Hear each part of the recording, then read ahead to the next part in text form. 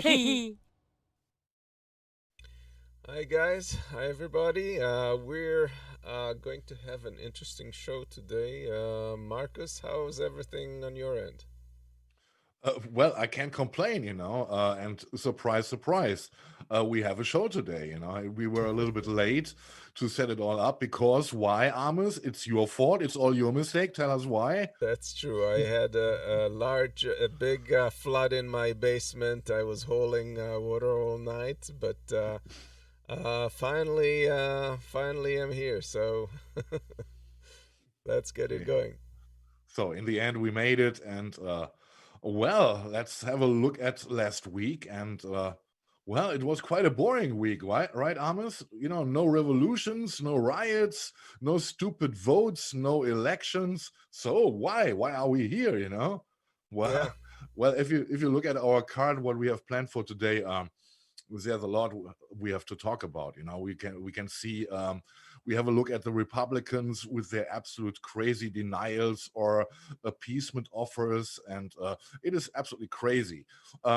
We will also have a look at what happened in summer in Germany. It was while I was on holidays when we didn't have a show. And you will be astounded what you will see there when demonstrators tried kind of similar the same things you witnessed on the 6th of January. Amos will talk about the possibilities of a broader conspiracy behind. We also will have a look at the police and their connection to white supremacy.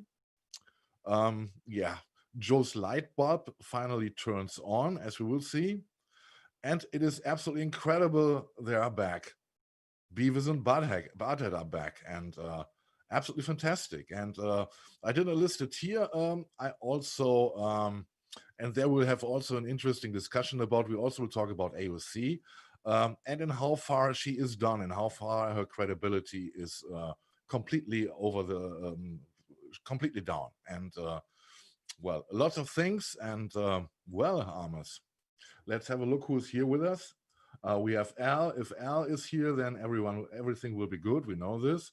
Hello, Al. Hello, Bill Gabriel. How are you guys?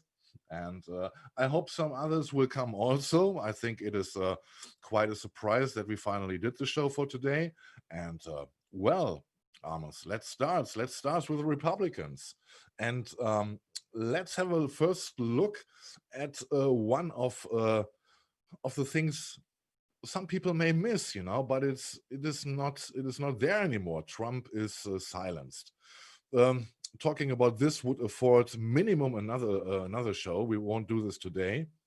Well, he says clearly when the looting starts, the shooting starts. And let's have a look what happened last week. Please show the next one. Yeah, stop the steal. We see people, running around in the White House and taking stuff away and kind of crazy. And of course, it was on Twitter, and the assumptions were, of course, we know Trump, we know that he doesn't shy away from anything. That those people are looting the White House right now. And there's another pic we have where someone on the street.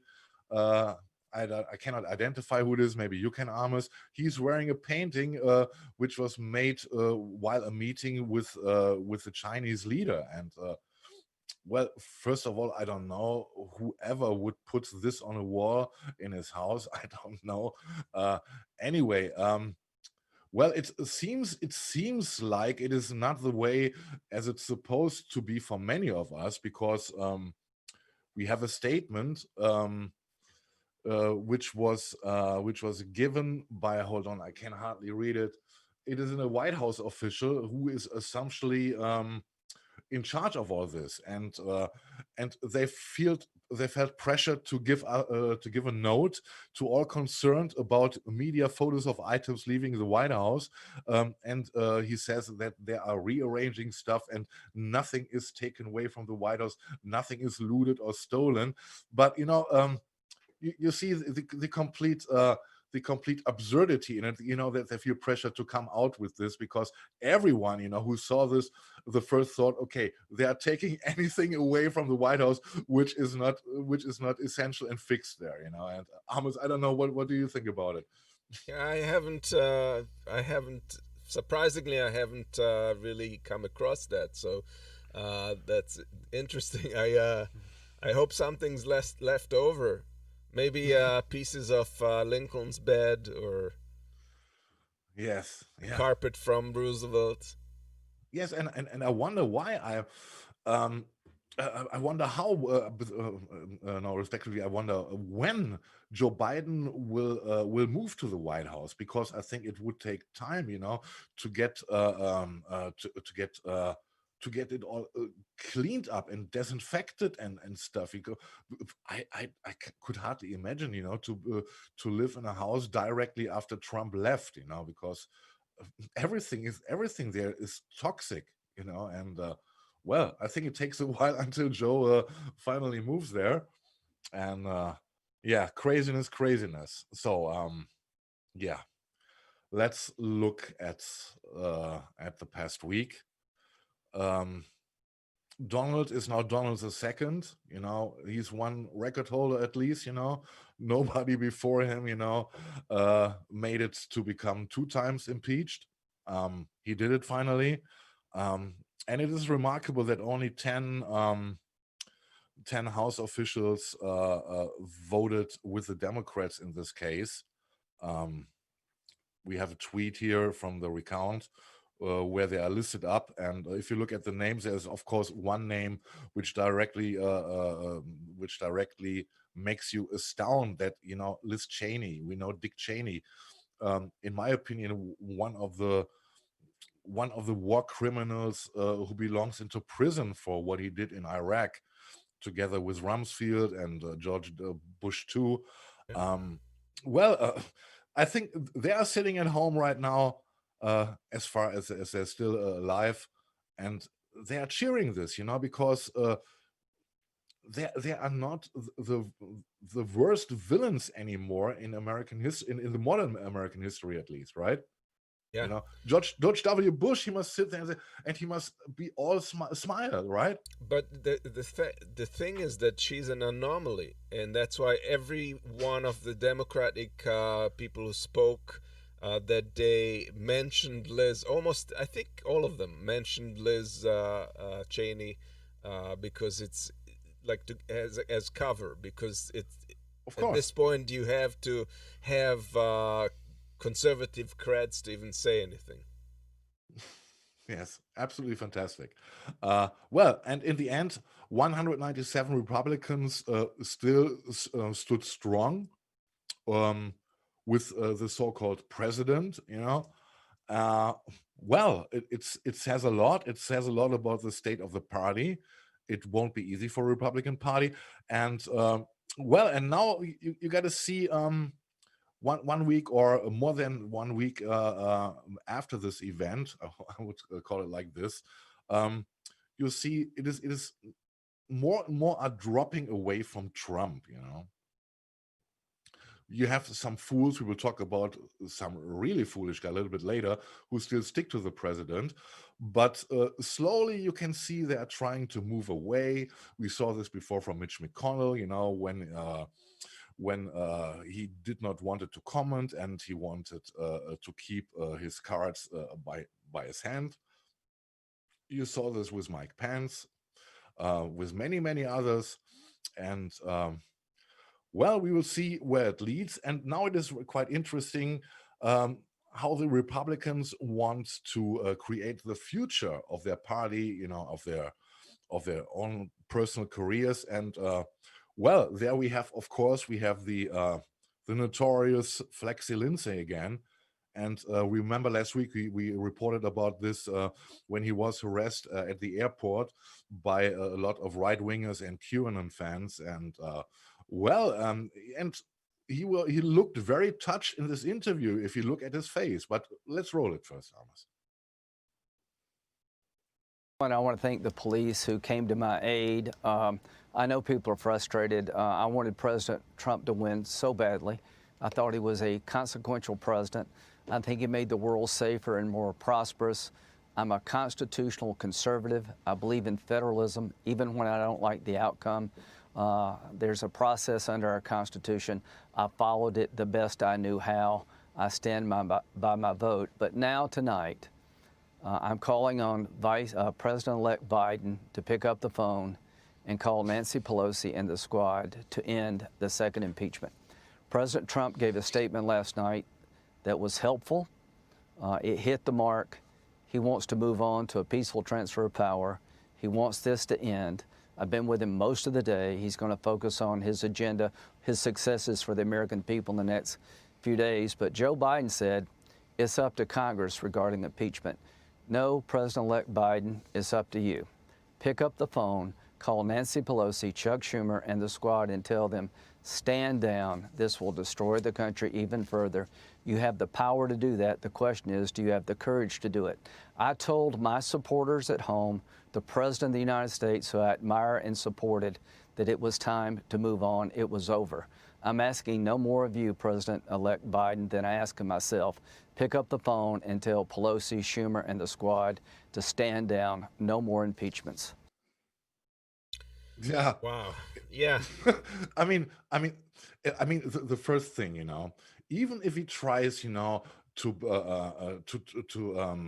come back to common sense, to apologize in a certain way or to defend himself, he's pouring vitriol in this. When you see who he wants Joe Biden to call, he wants to call Nancy Pelosi, Chuck Schumer, but Right. he also mentions the squad. And there is the vitriol in it. The squad has no power. We learned this, or they don't. They have the power, but they don't want to use it. But he's putting the vitriol in it, by naming them. The radical left, influenced by the squad, etc. He's pushing the same narrative, and this is so, this is so low. This is so despicable, in my opinion. Amos, what are your thoughts? I think it's absurd. He was we saw last week how he was attacked in an airport. He runs back and all of a sudden he changes his tune, is all of a sudden flying in with Trump around or like meeting with him, and it's just it's hard to say anything about somebody like that has no self-dignity.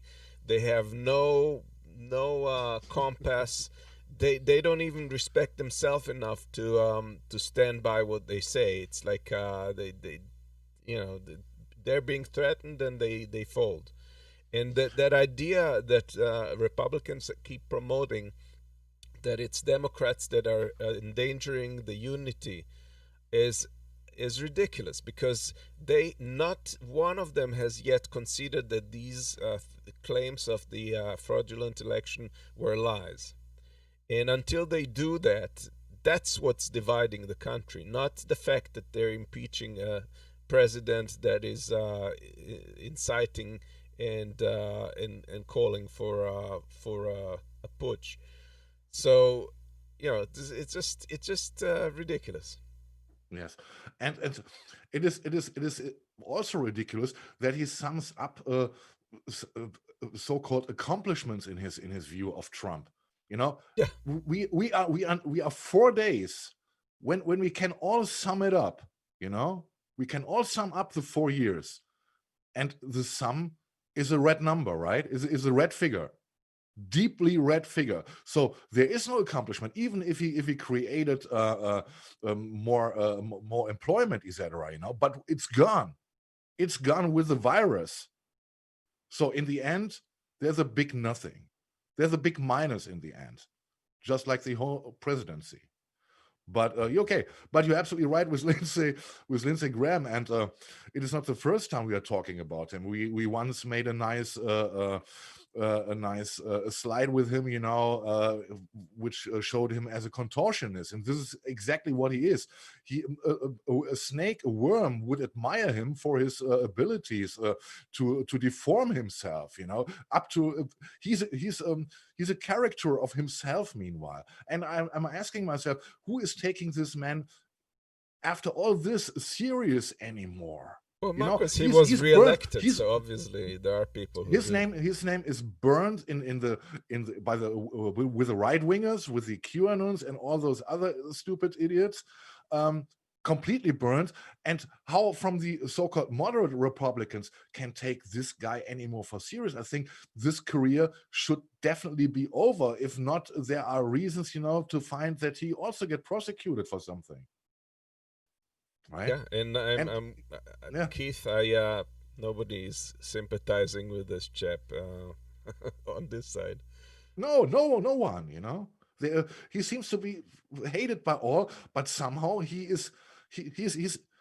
I'm sorry to say this, but I think it is true. He's like a piece of shit, and shit always swims on the top of the water, right? Oh, that's right. But talking about shit, let's come to the next guys. Please describe what's going on there, Amos. I would like a person to lose power when he misuses power.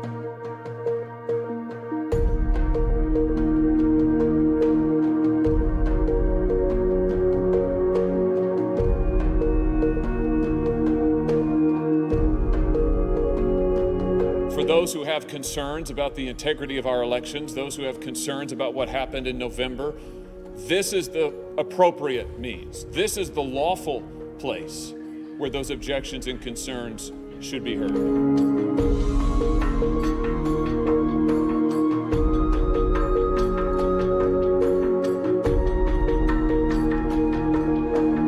Even if Josh Hawley has no idea what we're doing here today, I still think it's good that we're all having these kind of conversations, because not only speaks to the local people, but it's going to reach out.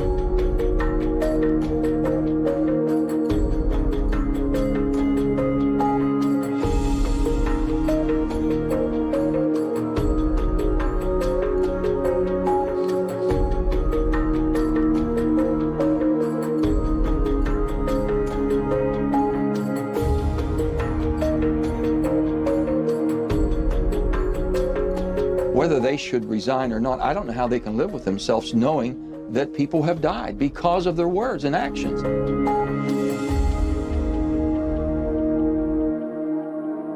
I think they should be just flat beaten the next time they run.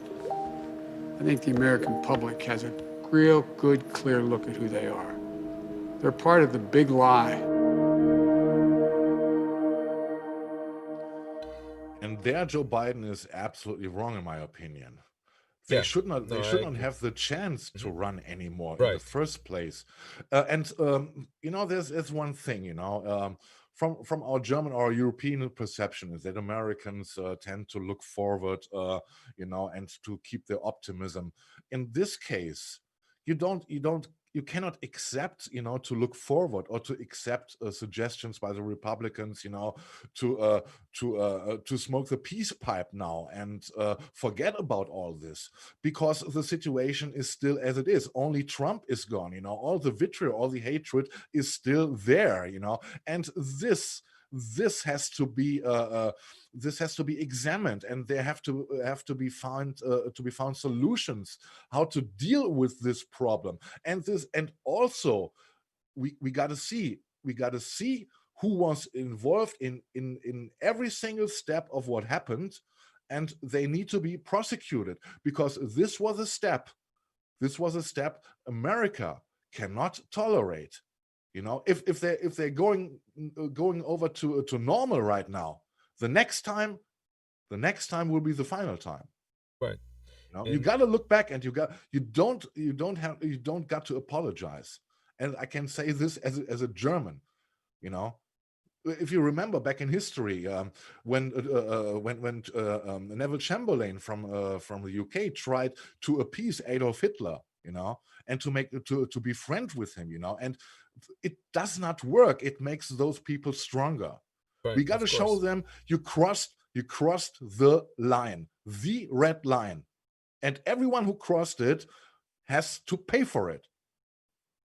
Yep, and I think I just put a link in the chat. Cori Bush started a petition, and she actually introduced a bill to impeach certain people that are found conspiratorial. Ted Cruz and Holly, the reason why they're being singled out is not because they're the worst or the only ones that were doing this, but they're clearly positioning themselves to run for the presidential elections of 2024, and that is the truly frightening thing. If they're not impeached, they can run, and they will claim a succession to Trump and try to appeal to his voters, which is why they did all of this. So. Yes, it's really like, but we have to mention that there were other like McCarthy and Graham and Gomer, all kinds of people that were trying to do this kind of dance, and they should all pay. They should all pay for it. So far, they've paid with the book deals, with the contributions, but these things are temporary. So yes, and I don't know much about Josh Hawley, but the thing is, we know about Ted Cruz. We know at the beginning, before Trump went into office, before he got nominated by the Republicans, how harsh he was in war with Trump, right? And I think this is even more despicable, and shows that Trump is even more evil than maybe Hawley is. That Cruz is even more even more evil than Hawley is, because Cruz is an opportunist. He just sees the chance to get the Trump radicals behind him and to grab next opportunity for the presidency. And this is in my opinion more despicable as maybe a real convinced right winger like maybe Hawley is. Hawley is not a real convinced right winger. He's the same opportunist guy like Cruz. You want to exactly? He's shifted his position. I don't want to get into it, but his whole trajectory through Congress was very pragmatic and opportunistic. So all right, okay. Good to know. So they are both opportunists, and those are all right. Let's move on. Let's move on to the reactions of the world, and there are some interesting reactions, especially coming from the not so democratic world. And roll it, please.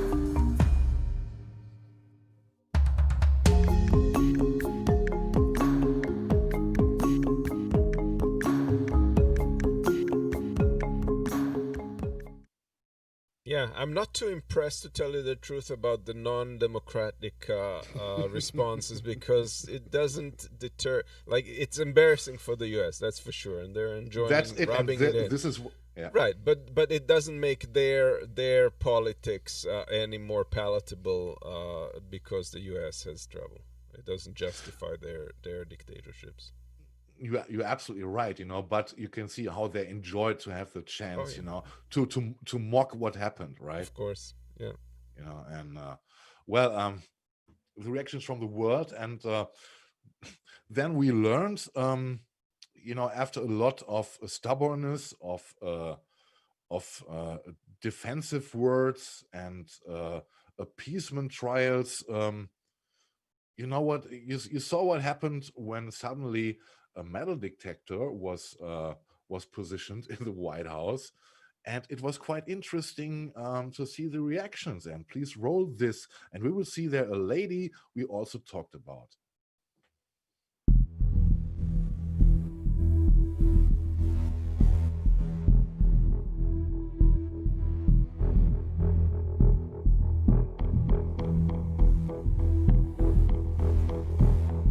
This attack didn't come from the inside, it came from the outside. And to respond by restricting members' Second Amendment rights in the very institution that is supposed to uphold those rights is appalling. Take note, America. This is what you have to look forward to in a Joe Biden administration. In this rule, they say you have to walk on the House floor, you have to go through a metal detector. Member of the United States Congress walking on the floor to represent 750,000 people in our district.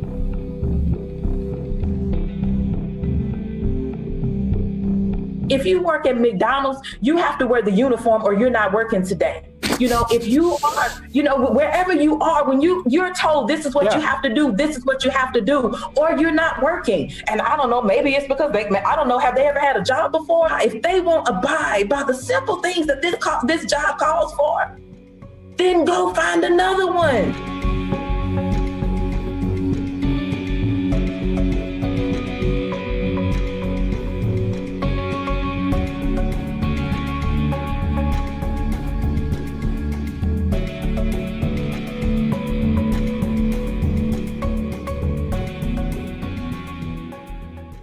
By the way, a piece of news that came out after this was that some of the same people who were the ones that are considered to have taken people on tours the day before were the ones that had refused to show their bags and walked around. And this lady, I think that the metal detector detected something, and she refused to open and show her bag, and eventually they let her through because they couldn't stop her. But Nancy Pelosi, sorry when I interrupted, it was Marjorie Taylor Greene, as I call her, the big empty, and we saw her from her promotion videos, and she was firing at socialists, I think, at everything, which could make the life of Americans easier,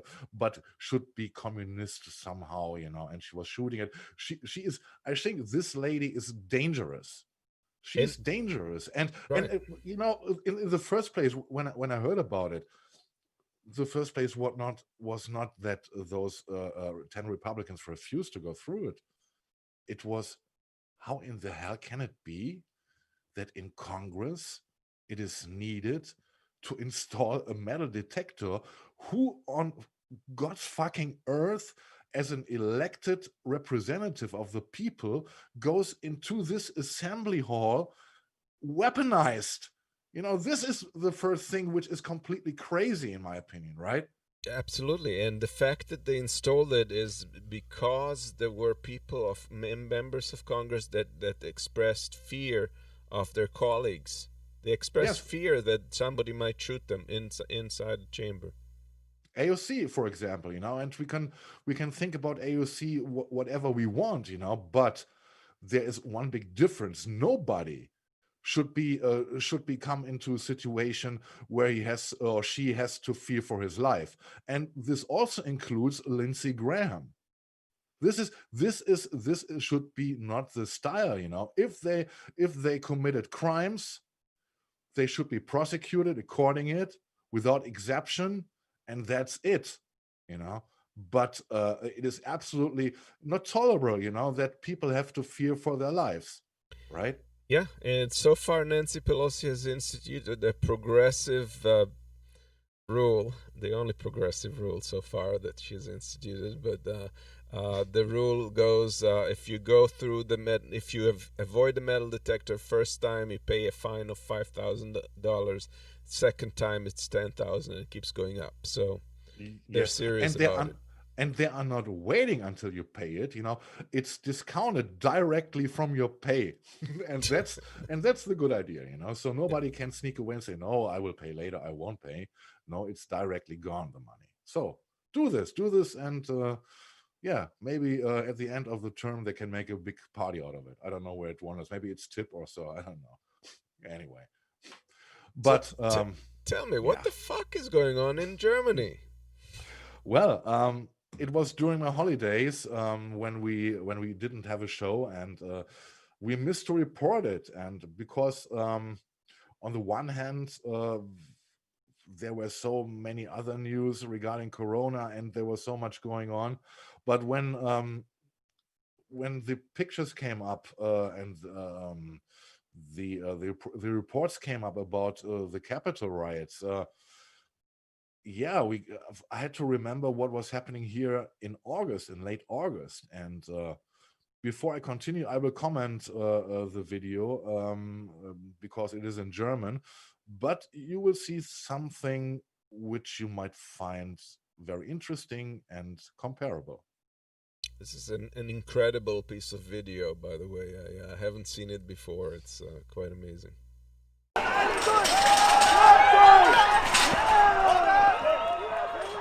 This is Germany. They are storming the Reichstag. This is where our government sits. Right-wingers, conspiracy theorists, and coronavirus deniers. 38,000 were there in Berlin, and a group of them tried to storm the Reichstag. And also the AfD, the Alternative for Germany, a party, here called, to show up.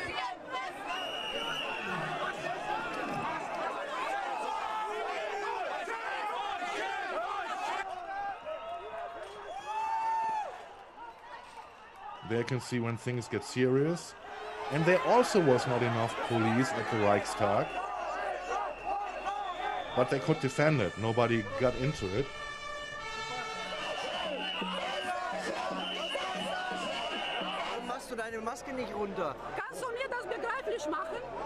And this woman is spreading conspiracy theories about the usage of wearing a face mask or not, because the virus is much, much smaller than the material of the mask or some bullshit. And, but it was a wild mix, as you can see. It was, normally you would think it was a kind of festival, Yeah, same Some as people here, were praying these there. weird costumes, Yeah. And if you think about some guys in America 1.5 weeks ago, it is not, those pictures are not so far away. Those are Nazis, neo-Nazis here in Germany. Division Odin speaks for itself.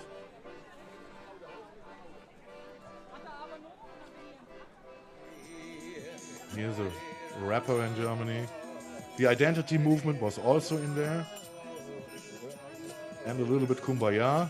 Hare Spread Krishna, the virus of the law. that blew me away. Crazy. And Gandhi, they're overtaking the symbols for their own purposes, and it doesn't matter how crazy it all is. Makes no sense. Trump, of course. The alu hats. Yeah.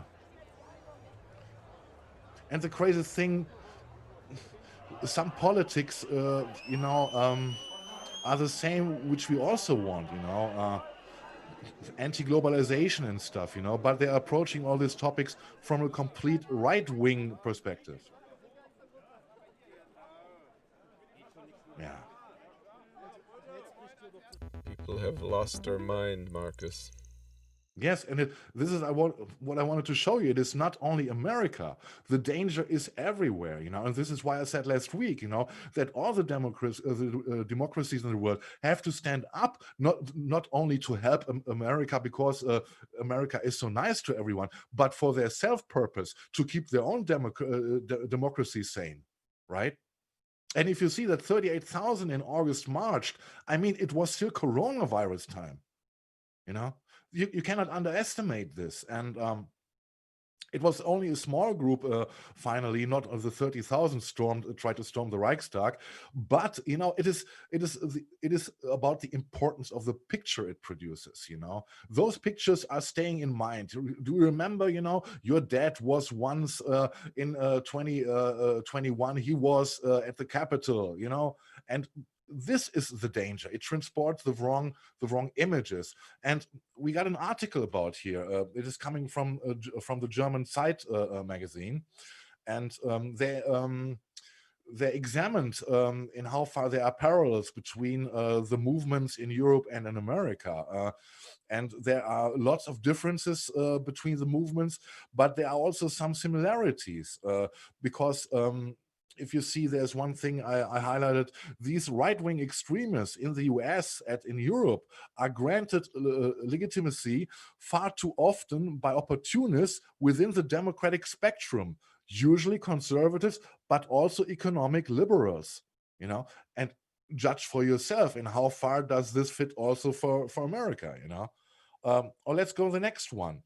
The fact that lawmakers and journalists were forced to hide was yet another milestone for this movement. The message to all of these followers is the same. The final battle between us and the supposed dictatorship is coming. Get ready, we can emerge victorious. This is exactly what I say. And I can read the complete article of this one, the complete passage of this.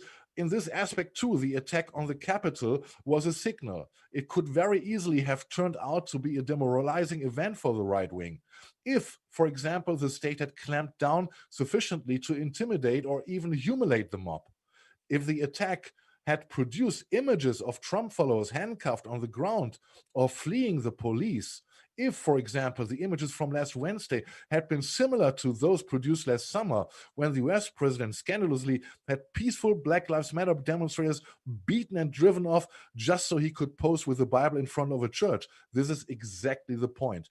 It is about the images it produces on the one side, if it goes against Black Lives Matters or other demonstrators, or if it is about a white supremacy or it is against whites.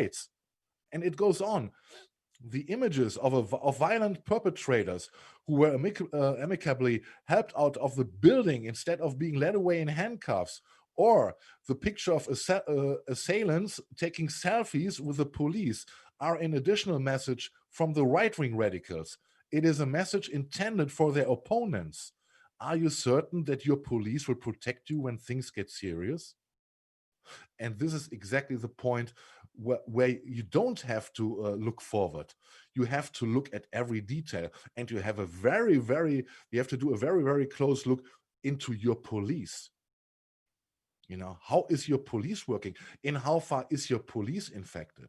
We have the same discussion here in Germany, and and we know that we are leading the discussion for quite a time right now, in how far the police is blind on the right eye, or in how far they are infected, and also the discussion is here in Europe. And this is worrying. Yeah. And well, I don't know how to solve this, but one thing is clear: if we don't concentrate as societies, as so-called democratic societies, on what is important, what makes a democracy, and if we are continuing staring at finances or other stuff, then the democracies won't survive. I think these were clear signs. And if you look at other parts in the world, look at Brazil, look at India, China, Russia, look at Europe, look at Hungary, look at Poland. And maybe France also falls. You know, if Macron goes on like this, the next election Le Pen will lead the country. It is dangerous, and we got to do all we can do to prevent this going on.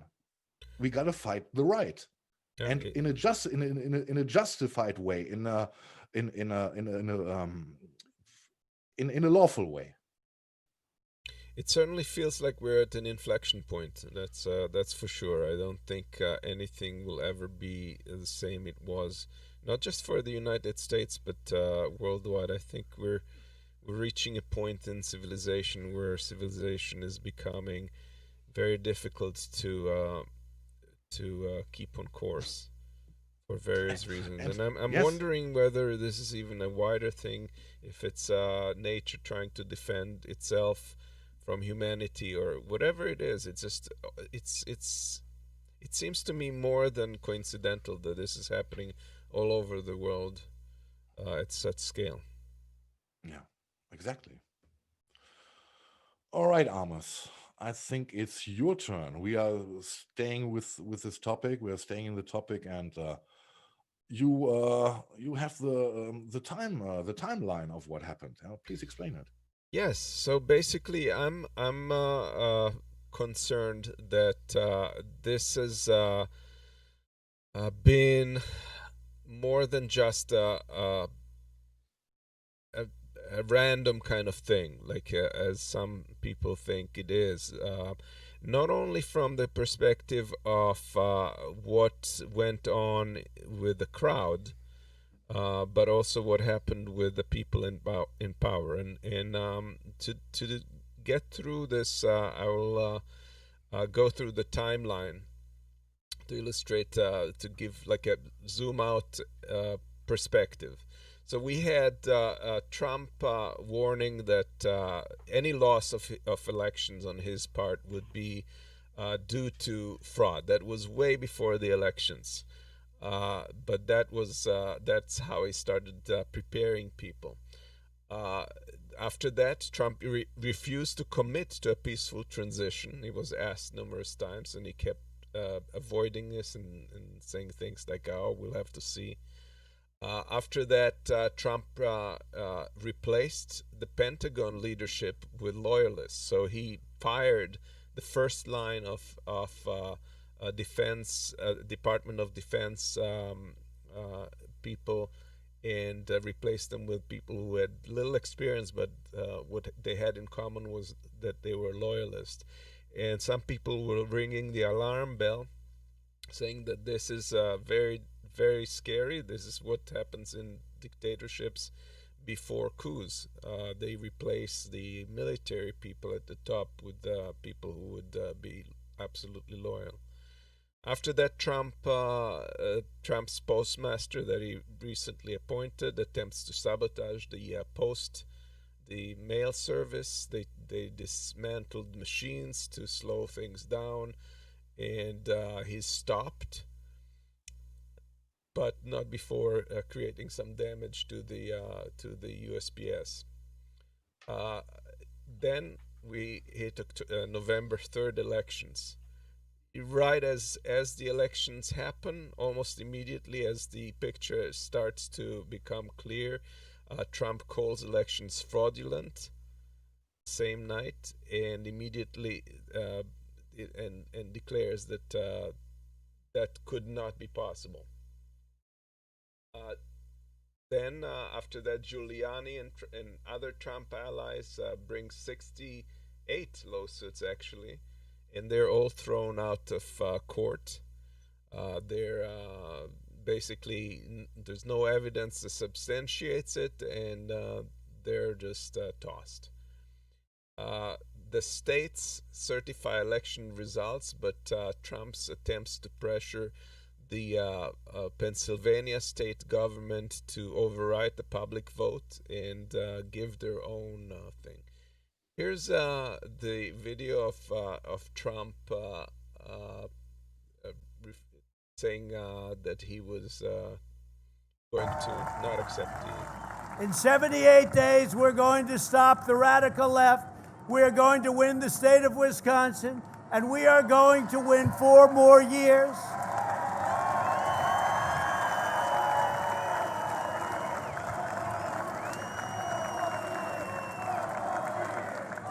And then after that, we'll go for another 4 years because, you know what, they spied on my campaign. We should get a redo of 4 years. So we have to win the election. We can't play games. Get out and vote.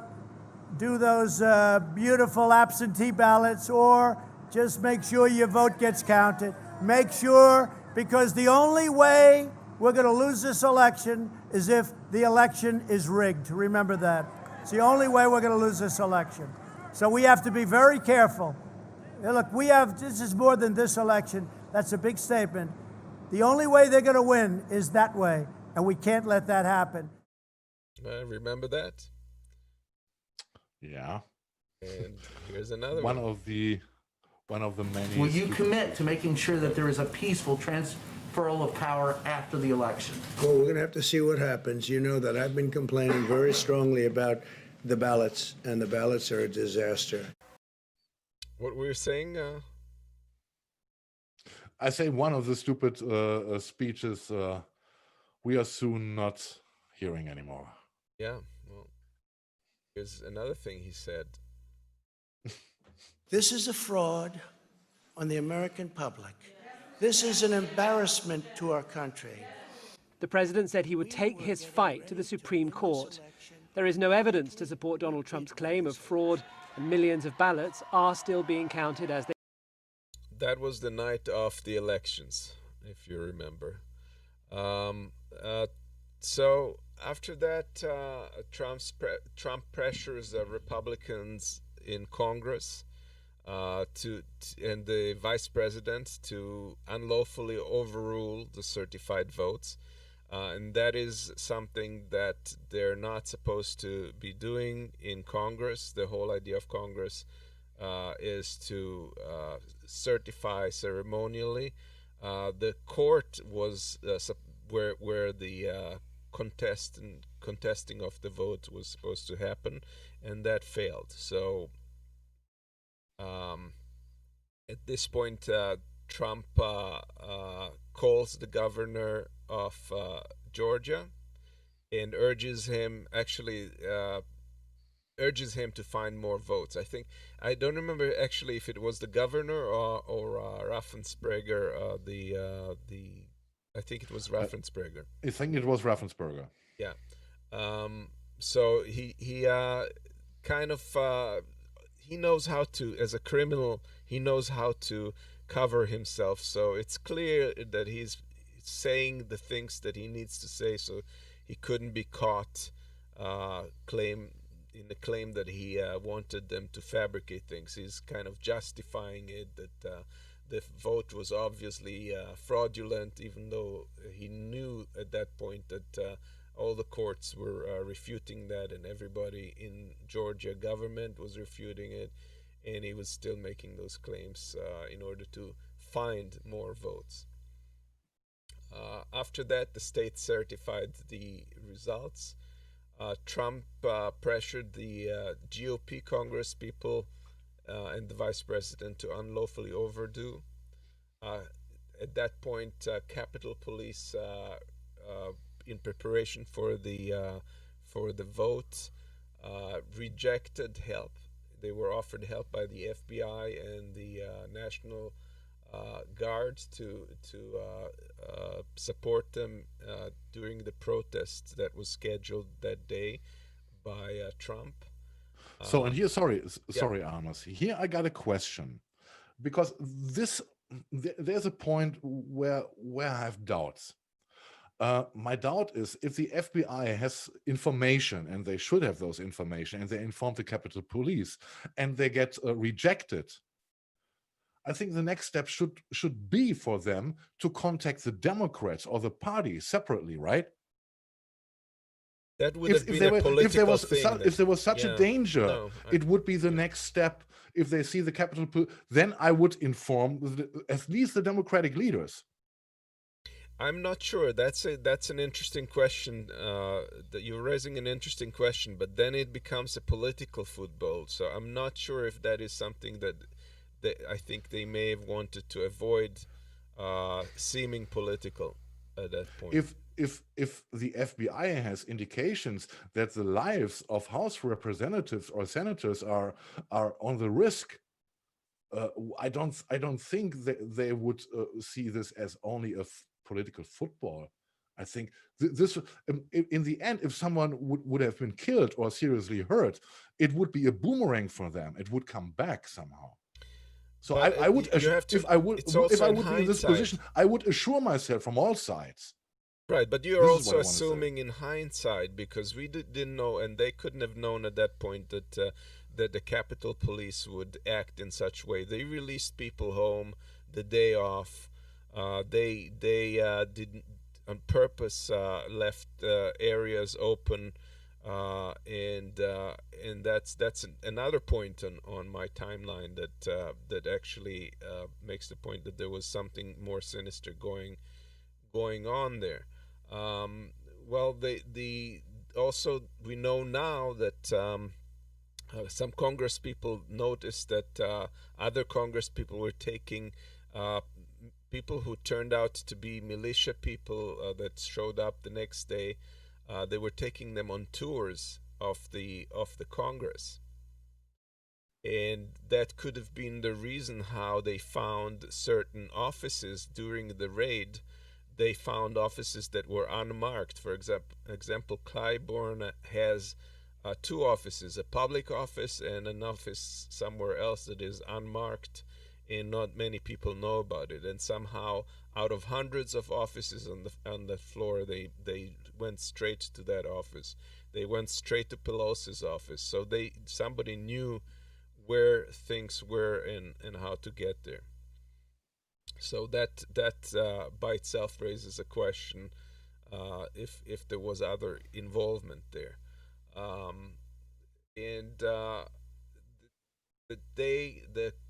We all saw the videos of Trump giving out the speech, and we know how inflammatory that was. Somebody actually he used a piece of the speech that I couldn't find it, but I remember from reading Hitler's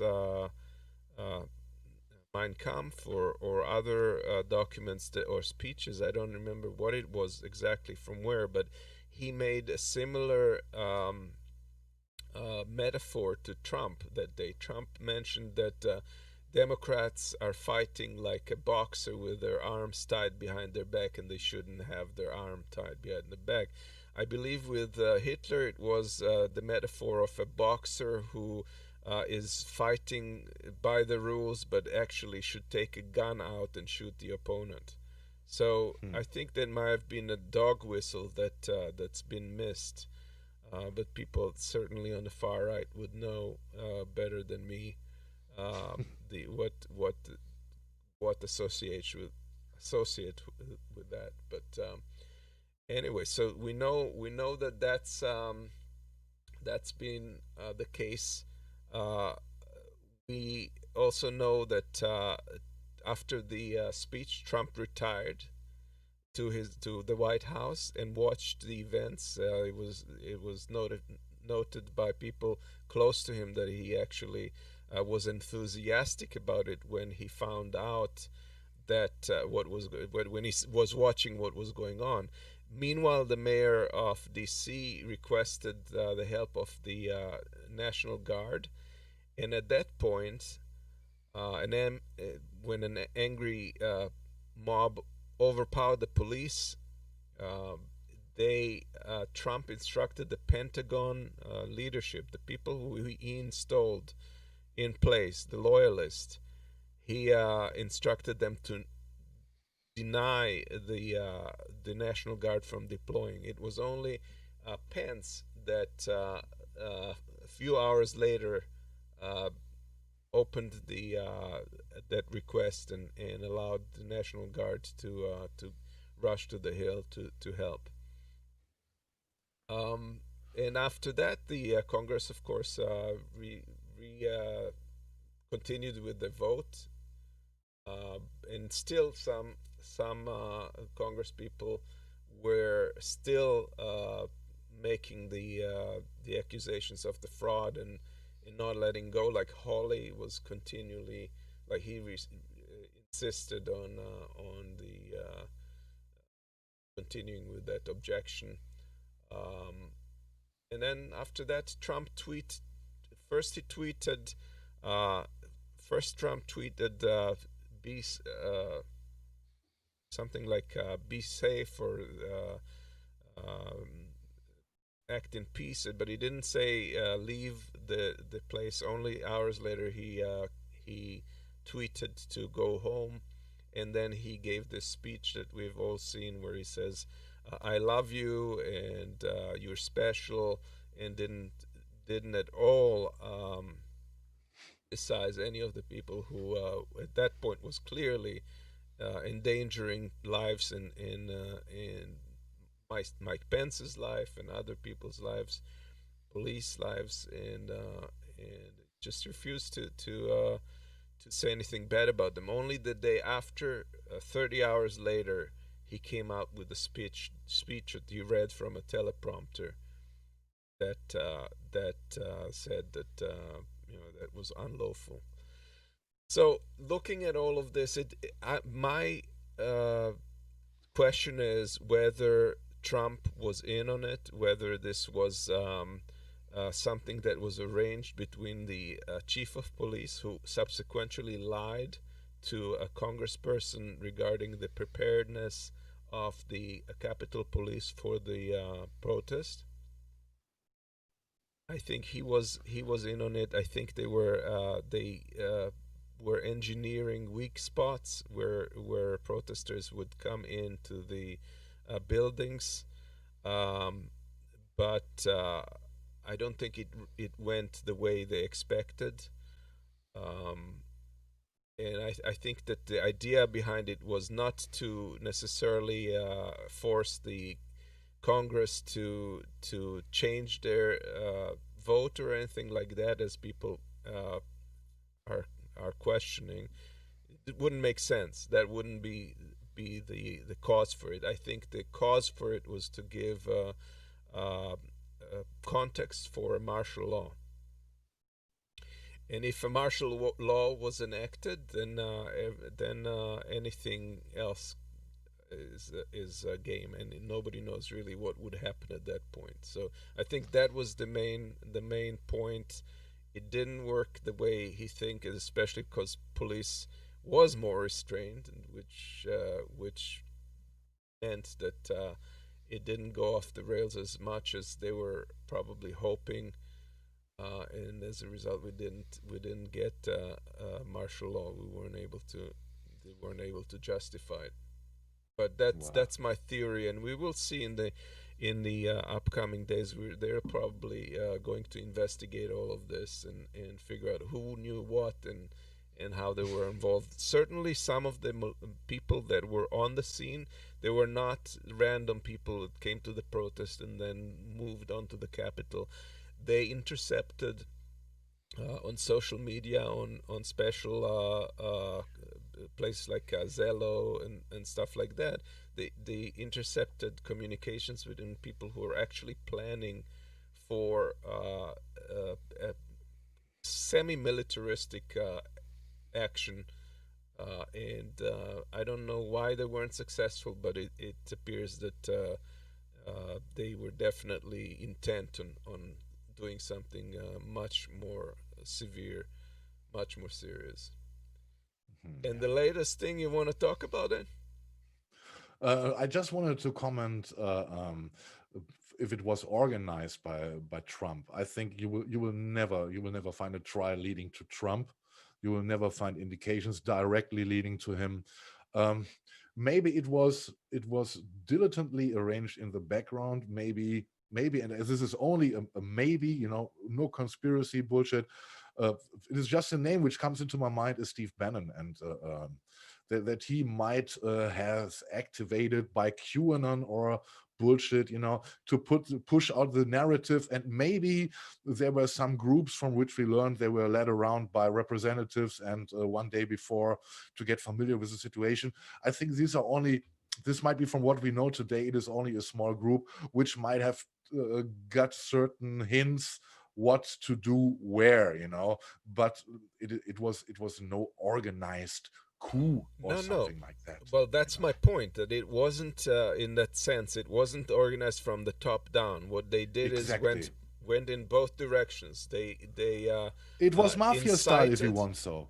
Yeah, but they incited the people, and on the other hand, they created the opportunity for them to get in. Exactly. And what we know is that that he promised that he would walk with the crowd to the Capitol, and he directly went home to the White House and sat before the TV and watched how the things would develop.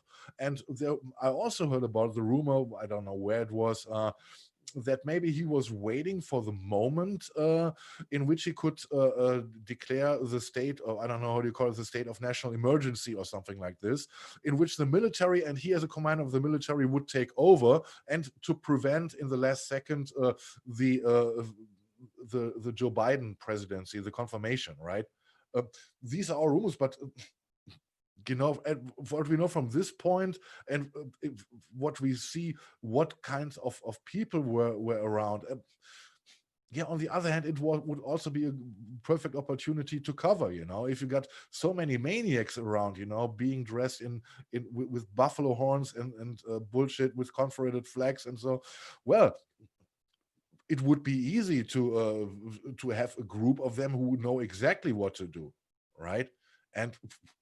But it was definitely no organized coup, but this would have been looked different. But as you said, everything is possible. We don't know much enough until today, and we gotta wait until we get more information on it. But there's certainly a lot of questions, and the fact that people like this guy, and you probably recognize him from the commercials. Yeah. Do you love your pillow, Marcus? I used to buy my pillows from a German producer, so I sleep well and deep. I don't know how you guys are doing. Obviously, we're not sleeping as well. But I want to. Before we go over to this, I want to say something. I noticed that the Convo Couch was in chat shortly, and I could not follow everything. But what I saw was that they questioned the narrative that Joe Biden won the war, that the fraud is real, and if it is what I got, what I saw, then well, I only got to say, as long as we don't have proof for this, real proof, I cannot follow this narrative. It may come out later that something is wrong about it, but as long as we don't have it, we have enough conspiracy theories in the world right now. Right. And so I think There's we should zero concentrate on the evidence. things we know right now. And if things develop in other directions, be sure that we will talk openly about it and not trying to cover anything. We are trying to cover most possible perceptions from both of us, and this is all we are doing here. And if the Convo Couch has a different opinion on it, it is okay. But in this case, up to this moment at least, I cannot follow this narrative. Neither can I. I think I don't know exactly what's in their heads, but they're playing straight into the Trump narrative. They if they could have proven it, they would have proven it. It was 68 court cases, no evidence. It was thrown out of every single court, and frankly, I mean, that's the litmus test. That's the test. If there's something, well, I think maybe something comes out later. I don't want to get too deep into the conspiracy box. I don't want to grab too deep into it. We can also talk about 9/11, and how far it is credible what we got served. It is absolute nonsense in my opinion. And maybe it comes out later. Maybe there's something on it, that there was something that there is a fraud in. But now what we know is that that everything was according the rules, and we are dealing this according the facts we have right now. And that's what I wanted to say to this. Okay. Do you wanna? Right. Yeah, Talk about Mike well, Lindell. we learned. I never heard about this guy anyway, you know, and I checked him on Twitter, and there were some funny tweets about him, and some were really matching. You know, they were compared, you know, as the little bigger and thinner brother of Paul Bearer. You guys might remember him from wrestling, and he was a manager of The Undertaker. And he's, you know, if you look at him, he looks a little bit like him. But this is the funny side of it. The not funny side is that he had a meeting, I think it was yesterday or the day before, with Trump. It was narrated that it would only be 5 to 10 minutes. And well, I think it was, the text here says it was taken from The Guardian. A Washington Post photographer caught him and he photographed him, and he carried his notes openly. And there was something really strange in it. You know, if you see here, there were suggestions, you know, for insurrection act as a result of the assaults on the rest was not readable anymore. It goes on, martial law if necessary, and move Kash Patel to CIA acting. Crazy stuff, you know. Also something about blaming. Something about blaming Iran and China for foreign intervention. Also, he's completely deep into the conspiracy thingy, he's a diehard Trump supporter for I don't know for how long. Marcus, I think you're missing the point here. It's not his conspiracy theory. He doesn't believe those things. Those are suggestions to clamp down, to give Trump, to overthrow it, to overthrow the government. It's not. It doesn't have any intel. Obviously, these are plans to give to Trump in order for him to overthrow the government. Yes, because on the legal way, everything is finished for him. Of course, he tried to overthrow the elections. You know, and you can say he's a single lunatic, and well, but that those people have access, you know, to the president, and the danger here is, and I see where you're coming from. The danger here is there are not many people around Trump anymore, from what we are hearing.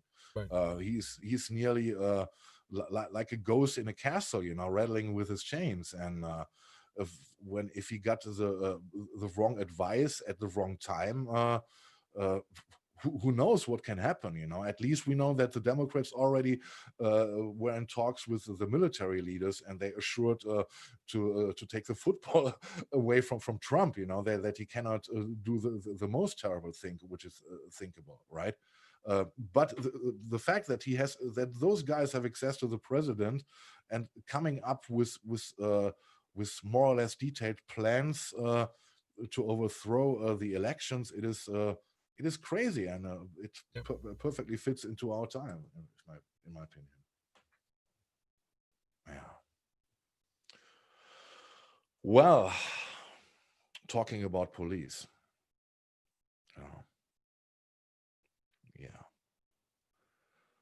Law enforcement's response to more than 13,000 protests show a clear disparity in responses, new statistics show. And what we all knew already, what we all witnessed, what happened in summer, the brutality the police showed against demonstrators, peaceful demonstrators, elderly people, media people. It was horrifying to see, and it was more disturbing to see that that the blue lives at the Congress were in heavy discussions with protesters, taking selfies, leading them out of the building by hand so they don't stumble down the stairs. And it was completely different to what we saw. And we also saw the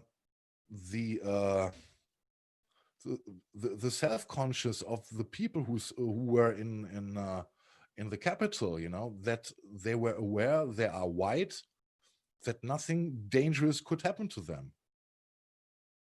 And we said yesterday, and also we had this this short clip from Joe Scarborough last week. Imagine if they were black or if they were Muslim. I think the cleaning troops would be busy until today to clean up the blood from the floors. And well, the new numbers. Let's come to this.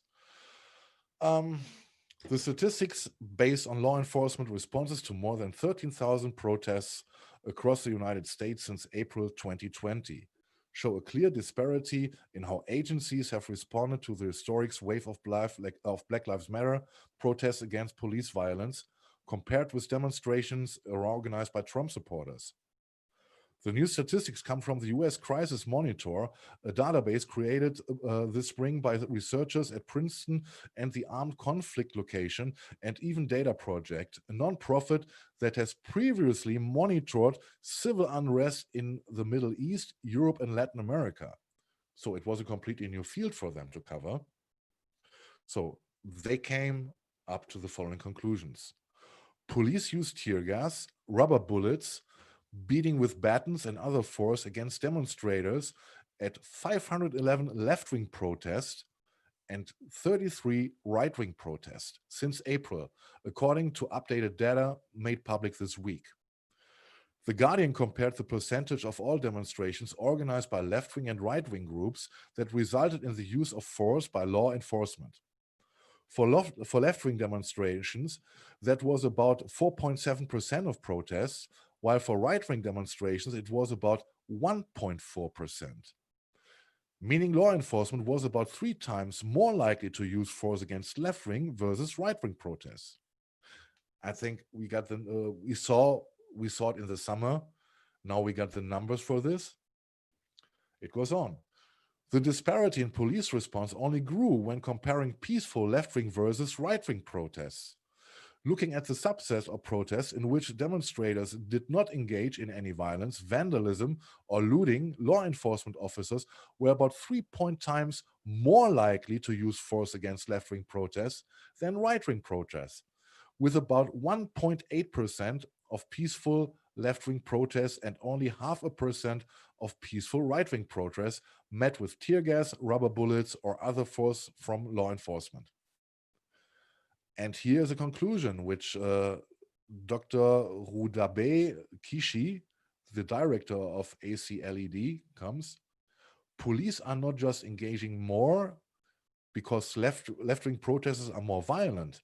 They are engaging more even with peaceful protesters. That's a clear trend. Yeah, what do you say, Amos? I mean, we saw this during the summer. We saw this, what happened at the Capitol. We now got the figures for this. Yeah, we suspected that just by looking at those and comparing the optics, but now it's scientifically borne out. So yeah, and it confirms that that the police needs a deep systemic overhaul, at least. It is not anymore defund the police. It has to be a complete reformation.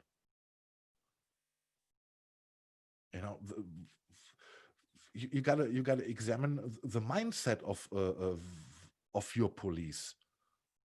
Who is in charge? Who is fighting for what? Who is with both feet on the ground of the Constitution? I think it's an important question for someone who is allowed to carry a gun, and having and has the job to be in service for the society. And there's always a narrative, that police represents always, what the society is. It is just a copy in a smaller version of what the society is. But this is the wrong approach. Because they are police, they have to be better. Of course. They don't have to be average. They have to be better than the average. because they have a duty. Well, it is if in Germany we have the same question here, we have the same discussion here, and I also reported about this a couple of months ago. Our Minister for the Interior, until today he refuses to make a study, in how far the German police acts racist or not, or in how far the German police is blind on the right eye. And I know that Germany needs this study, and we definitely know that America needs this, and not only the study, they need the reform badly. Agreed. Right. Yep. Amos, what do you have here? Oh, wow. Well, I wanted to touch this because it's a very troubling thing for me. I haven't been sleeping very well the last few days, not only because of my plumbing issues, but also because of what's going on. And the fact is that Trump may go, maybe even some of these politicians, but we're here to stay with a growing public that is becoming more and more radicalized, more and more extreme and insular in their opinions, because they go into these echo chambers, and perhaps these attempts to shut down some of the discussions of the extreme right are driving them further underground. And to me, this looks like there's a writing on the wall. I think we're becoming ISISification, or whatever you want to call it. If you look at this is a little bit in jest, but still, I mean, there's similarity there. Al-Qaeda, that's what they call this movement. So yeah, it's becoming apparent that we have this growing number of amount of in the population that is threatening democracy in a real way. And the question is, what do we do? There's people who are saying, well, talk to them and let's have a dialogue. And then there's people who are saying, no, there's no space for dialogue. If you're a fascist, you should be beaten back. You shouldn't. It's not even a position that is legitimate. There's a comedian that I wanted to share here that has his own podcast, and here's something that he put out. Do you not ever just sit there and think, my kids are going to see this, my grandkids are going to see this? They're going to put it in the textbook, and you're going to look like the dumbest mother in the world. Nobody will give a about Watergate. Nobody. That is dude, I'm out of breath from how stupid y'all are. What is it that this country doesn't give you that you think you have to do some like this? Corey Ryan Forrester is a comedian and host of the podcast Through the Screen Door. He joins me now from deep inside Trump country, a place called Chickamauga, in recently liberated state of Georgia. Did I get that right? Hey, Corey. Yeah, you got it. Right? Okay. Yeah, you got Chickamauga. Yeah, you got it. Okay. Well, we just heard part of your rant, I guess we could call it, that you put on Twitter. Is it a safe assumption, listening to that maybe you've given up on the old, let's just talk to each other and find a middle ground approach? Is that because it's hard to find a middle ground with people who want to stage a coup and overthrow the government? Yeah, look, there's certain things that there's a line in the sand and I don't draw it. Like when people say that, like, oh, back in the day we used to be able to agree to disagree on things. To me, it's like, yeah, we can agree to disagree on like some foreign policy, and we can agree to disagree on like maybe taxes. But when it comes to just, number one, outright treason, and also outright racism and bigotry and borderline Nazism, like, no, I kind of don't have to reach across the aisle to you in that way. Yeah, so that's important. And this guy is a progressive. What's that? I thought this was the other video you chose. I watched the original one without the beeps, and it was hilarious. Yes, yeah, I recommend you checking it out. Yeah, I mean, he makes an interesting point, and nobody really knows how to address this thing. And this guy's like a progressive in the South. It's not that he doesn't think that this country can't do much better for everybody. It's that he really thinks that it's stupid the way fascists act.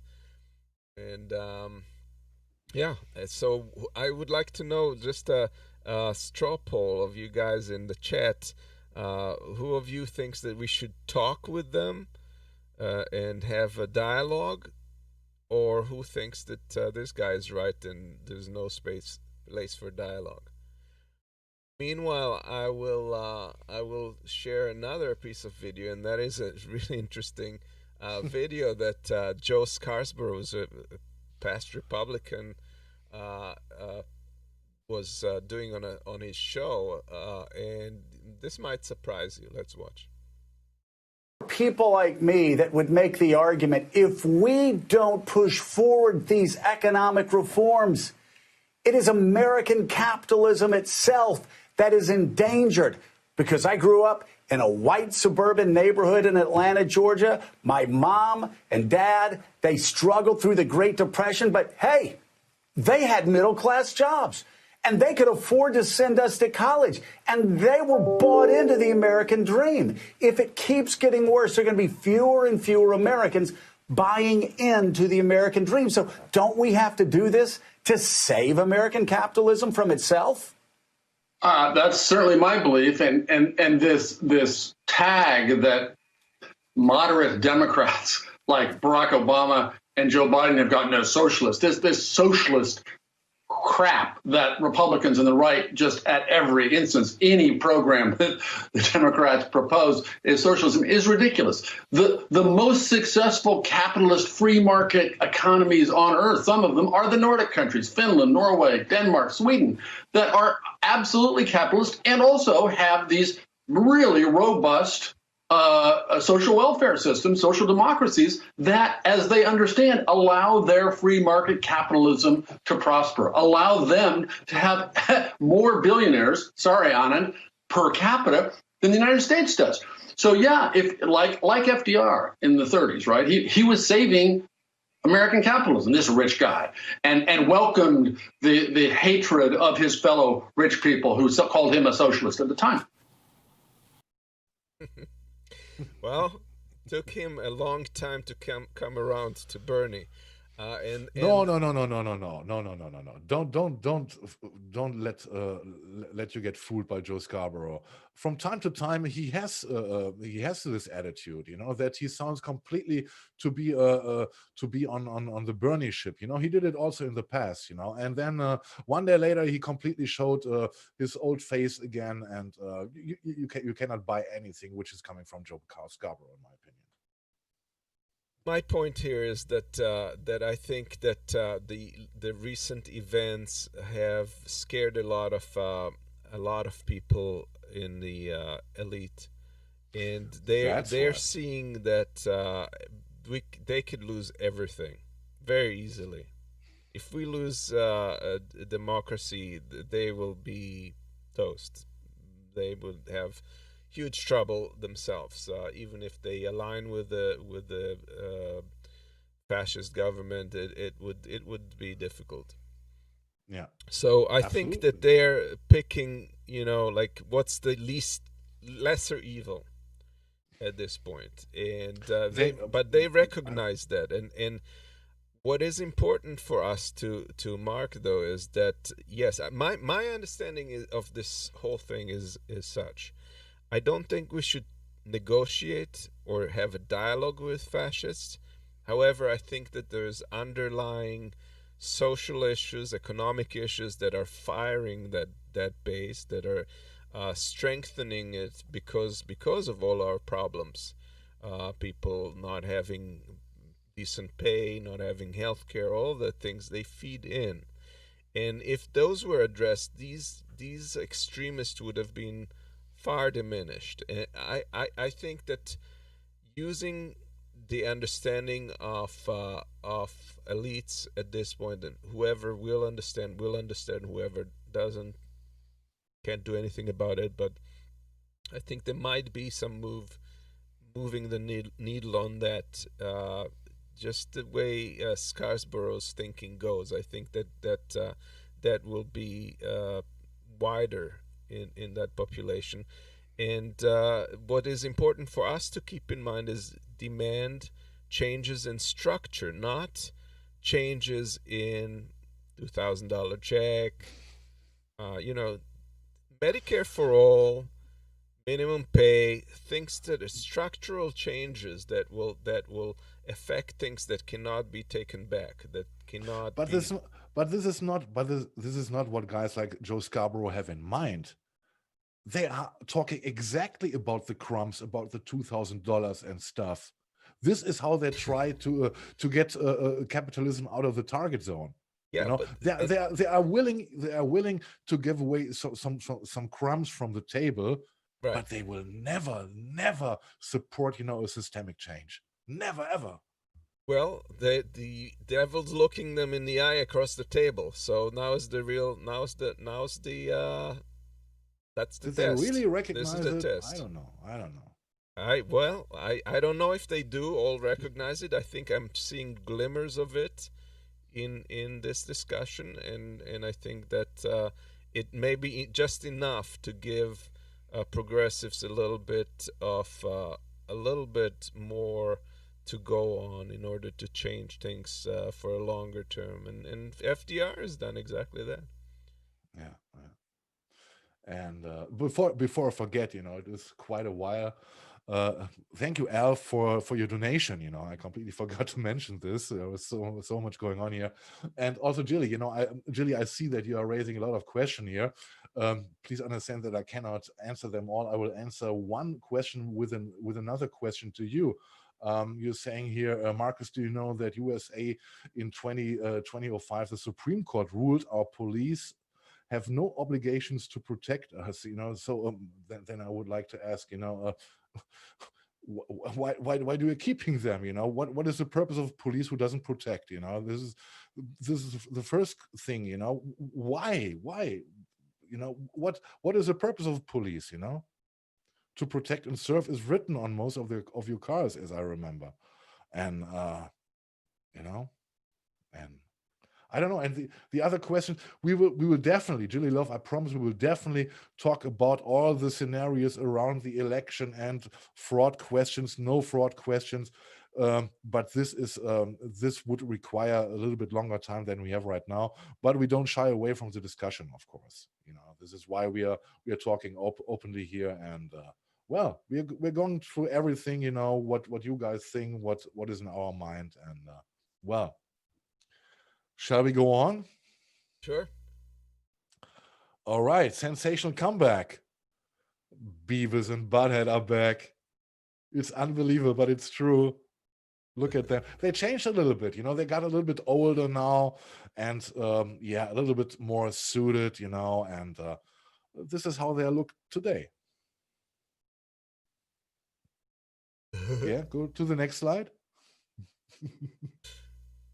Here we got them, and you got to go back to the other one, because this is exactly, look at the mouth, it is exactly both.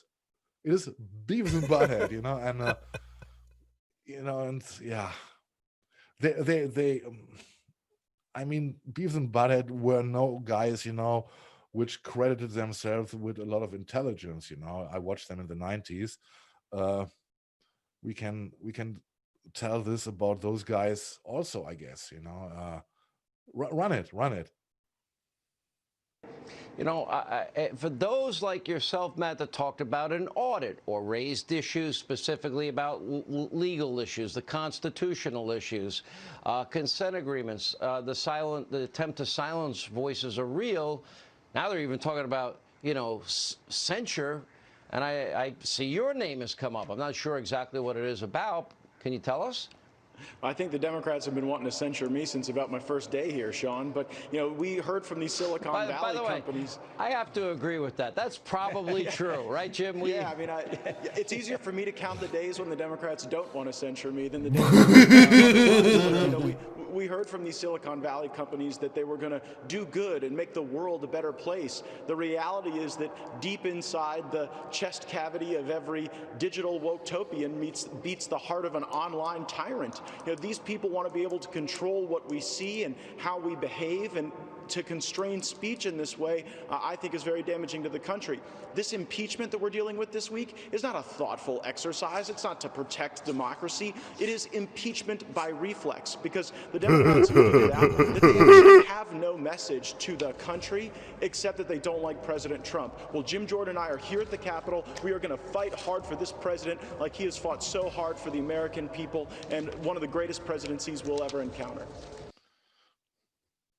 And we both are idiots. We don't have to discuss this seriously. But he raises an interesting questions, and we also have to confront ourselves with this. And we will do this also in one of our next shows. It is exactly the point he raises. In how far is it possible that that even a corporation which has a monopoly on opinion making or producing opinion can allow that someone gets banned? Where is the law? Can it be decided only by a corporation? These are all questions.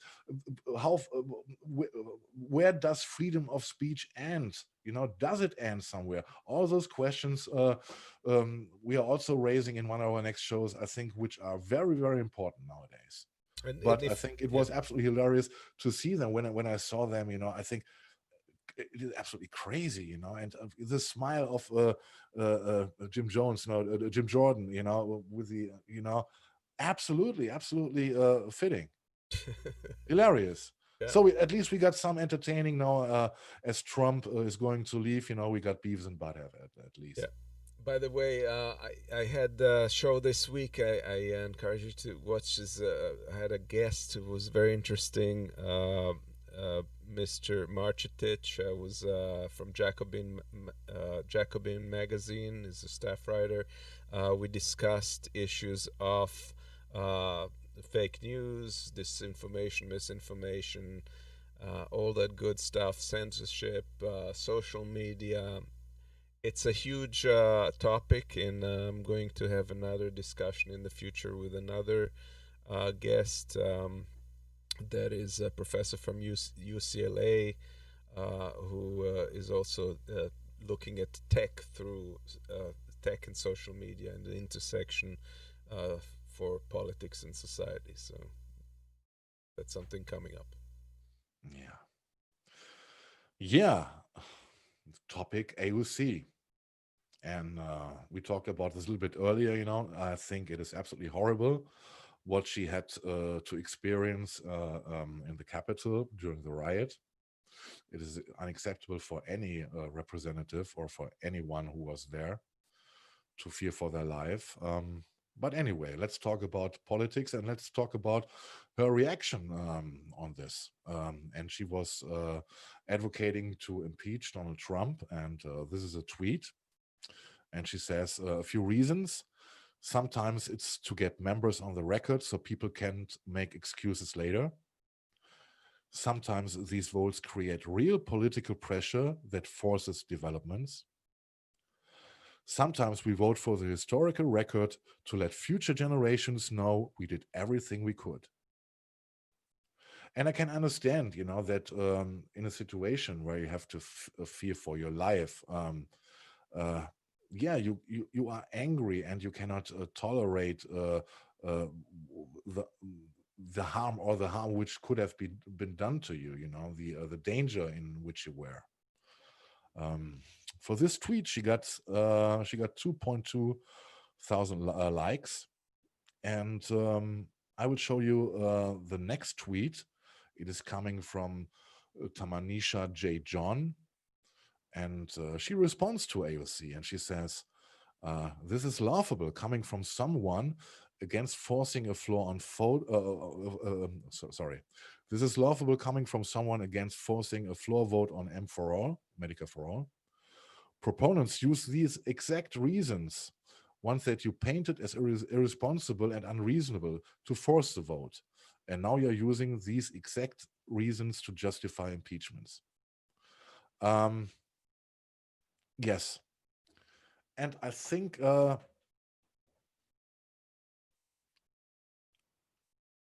vote on Nancy Pelosi, if she stays a speaker, there she was not willing to fight, though there were also lives at risk. You know, people are dying daily on a daily basis because the lack of Medicare for all, of a decent healthcare system. And well, I think it is, as I said last week, you know, since last week Sunday, when the Democrats voted Pelosi to stay speaker, her tweets seem to me more and more hollow and empty. And as you can see, her tweet, AOC's tweet, reached 2.2 thousand likes. And this tweet coming from, I think, Tamanisha J. John is nobody prominent. She has no blue hook next to her name. She got 2.6 thousand likes.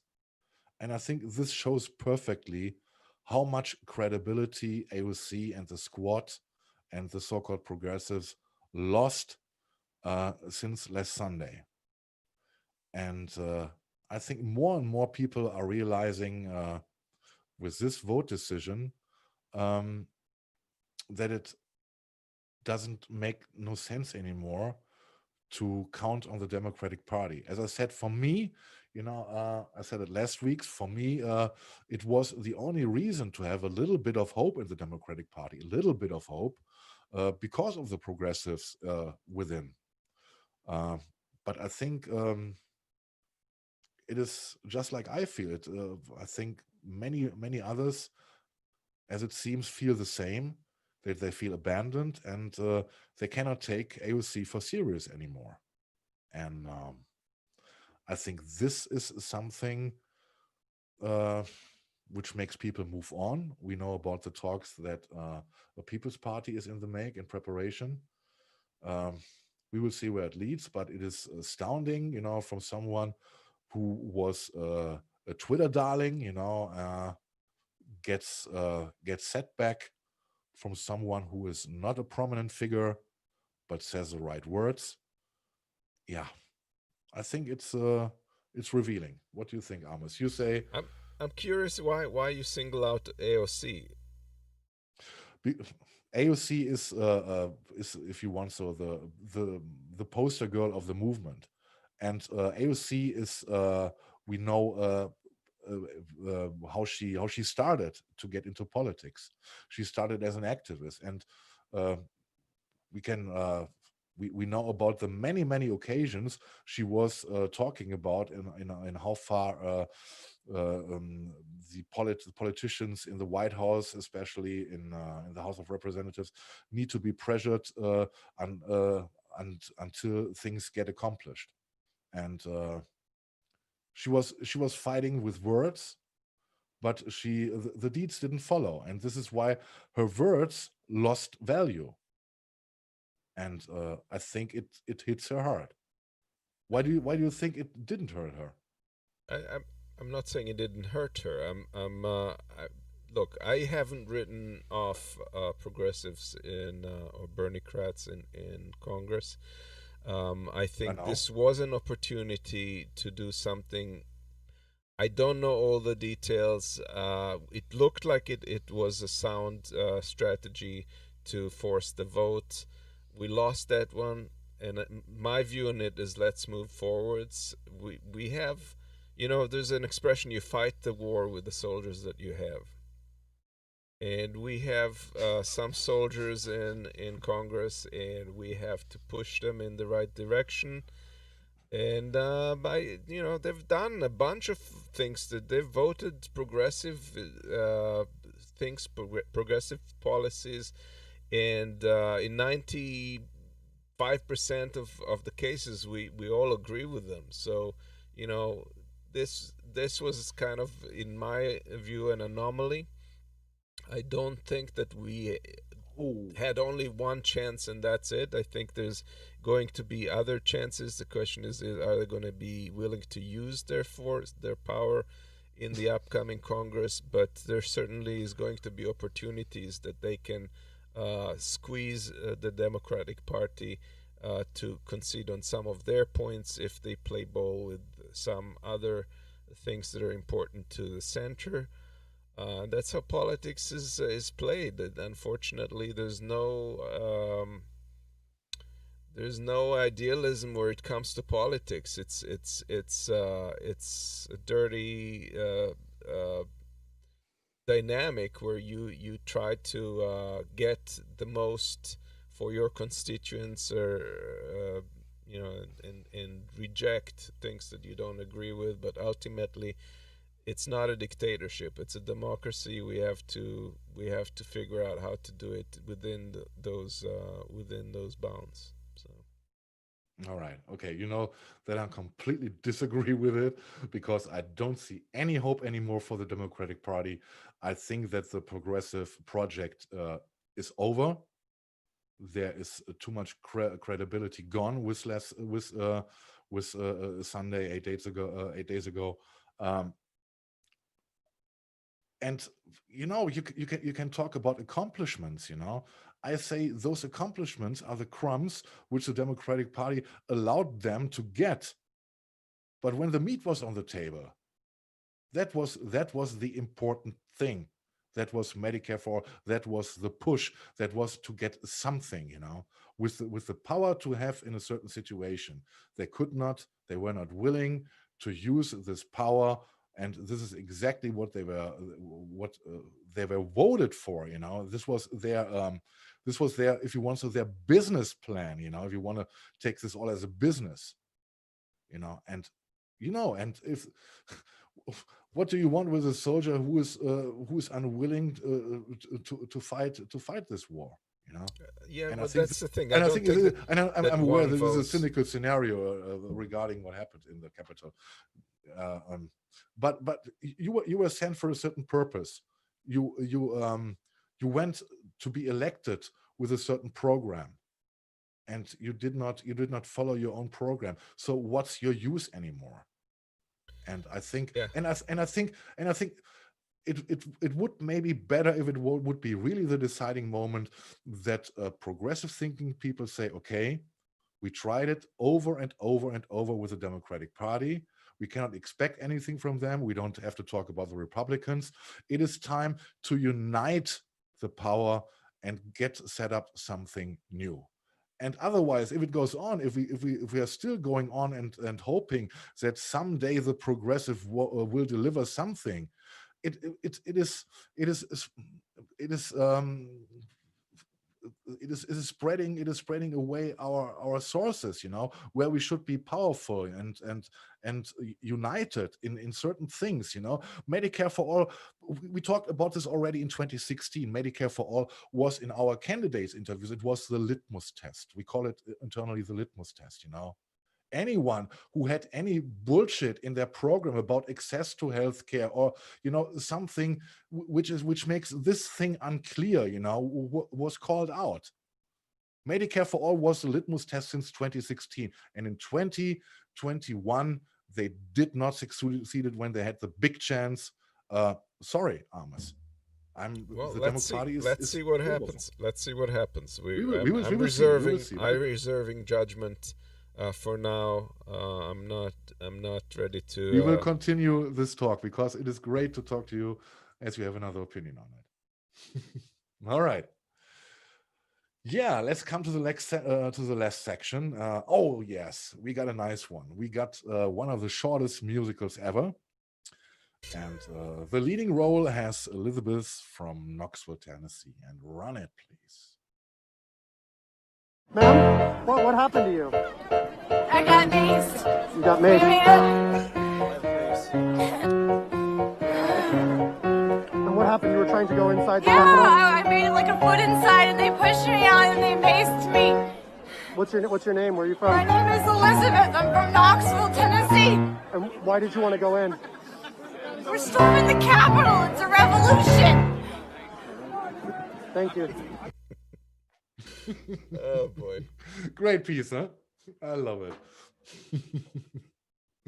All right, let's go on. Let's go on what the political cartoons say for this week. Yeah, and we see Inauguration Day, January 2017. This American carnage stops right here, and it stops right now. We remember Trump's words, and we see January 2021. We see the MAGAs burning down the house. It would be funnier if it wasn't tragic. Yes, yeah, but that's the reality, This is where, one term Trump. Though I gotta say, it is not only Trump, it is it's decades ago when this all started, if not longer. But Trump was the match who lit it for so far. All right, next one. Wonder if I can collect the insurance. Oh, you already moved on. I'm sorry, you're faster than me. Yeah. And the man on top of the world, the next one. Yep. Yes. Good thing. The constitutions were written, we the mob. Yep. And lying in state. I don't know if there's public visits. Yeah. yeah. Exit stage, alt-right. Wait, you're ahead of me now? No, my head. Sad day for America. Yeah. And this interesting, this guy, and this is also very interesting, that those who are arrested or got visited by FBI or police, if you hear what their attorneys say, and from both ones, I know the Buffalo guy is his lawyer says, he was following only Trump's orders. There was another guy who was throwing a fire extinguisher at a policeman. His lawyer said the same. My client is innocent. He only did follow Trump's orders. Maybe it turns out if more and more say that they were only following Trump's words on the 6th. Then it could also be something for his impeachment, or maybe for a time in prison. Shall see. We'll see. Yeah. Exit stage, alt-right. Our last one. Yeah. George Hawley.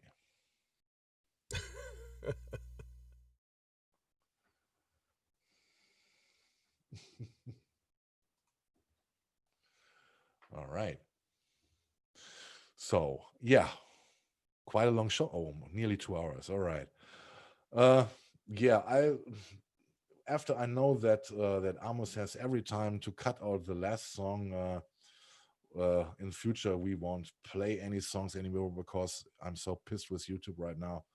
It doesn't make sense anymore, and we are trying only to show stuff like this, and it is quite funny. We are seeing LJ. We know him on AK Alex Jones. He sees his business model disappearing with a competitor like QAnon, and he was waiting for his chance. And now that Trump is not going to be the president anymore, he took his time for a big revenge, his QAnon, and we are going out with it, and Marcus, I hope you liked it. And before thank you all for watching the show, and be safe. Have a nice weekend. See you next week. Marcus, and one thing before we go, I just wanted I just wanted to address something that was said by Convocat. Hi, Pasta.